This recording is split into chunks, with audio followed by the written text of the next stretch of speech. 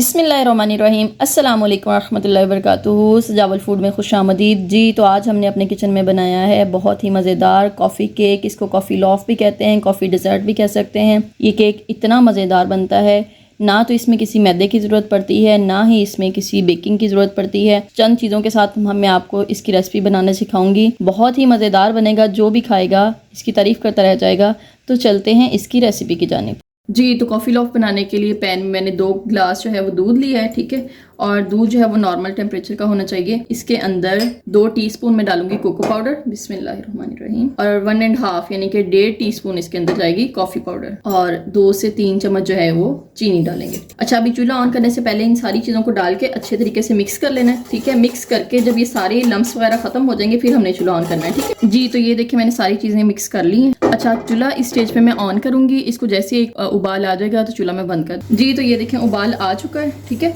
अब इस स्टेज पे मैंने फ़ौरन से चूल्हा जो है वो बंद कर देना है। इसको ज़्यादा पकाना नहीं है क्योंकि हमने इसके अंदर जो है वो रस्क को डिप करना है, इसलिए इसकी कंसिस्टेंसी हमने थिक नहीं करनी जी। ये मैंने 1 कप यहाँ पे विपिंग क्रीम का लिया है, ठीक है। आप नॉर्मल क्रीम जो मिलती है ना, मिल्क पैक या फिर ऑल पर्स क्रीम, कोई भी पाकिस्तानी ब्रांड की जो मिलती है वो डाल लें। अच्छा, इसको थोड़ा सा हम बीट करेंगे, लेकिन इससे पहले हम इसके अंदर डालेंगे 1 टीस्पून भर के मैंने इसके अंदर डाला ये कॉफ़ी पाउडर, बिस्मिल्लाहिर्रहमानिर्रहीम। अच्छा, विपिंग क्रीम क्योंकि इट सेल्फ मीठी होती है, ठीक है, तो इसके अंदर चीनी ज़रा कम जाएगी। इसके अंदर मैं ये पाउडर शुगर डालूंगी 1.5 चम्मच भर के, ठीक है जी। अब मैं इसको थोड़ा सा बीट करती हूँ बीटर से, ठीक है जी। क्रीम को मैंने बीट कर लिया, चीनी और कॉफ़ी पाउडर जो है वो अच्छी तरह अंदर मिक्स हो गए।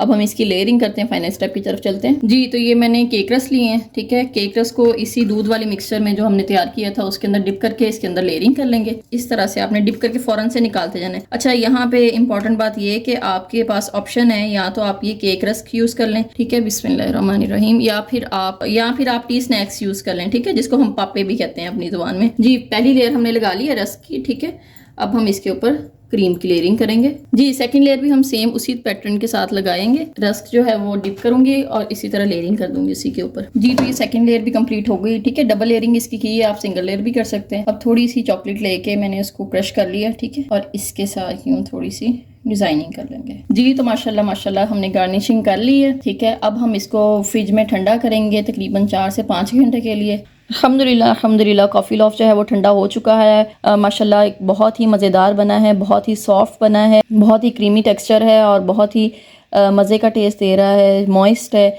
उम्मीद है आपको हमारी रेसिपी पसंद आई होगी। आप इस रेसिपी को ज़रूर ट्राई कीजिएगा। अगर आप हमारे चैनल पर नए हैं और चैनल को अभी तक सब्सक्राइब नहीं किया तो ज़रूर सब्सक्राइब करें और बेल आइकन को ज़रूर दबाएं ताकि हमारी हर आने वाली नई वीडियो आपको मिल सके। तो मिलते हैं नेक्स्ट नमकीन सी नई मीठी सी रेसिपीज़ के साथ। तब तक अपना बहुत ख्याल रखिएगा। अल्लाह हाफिज़।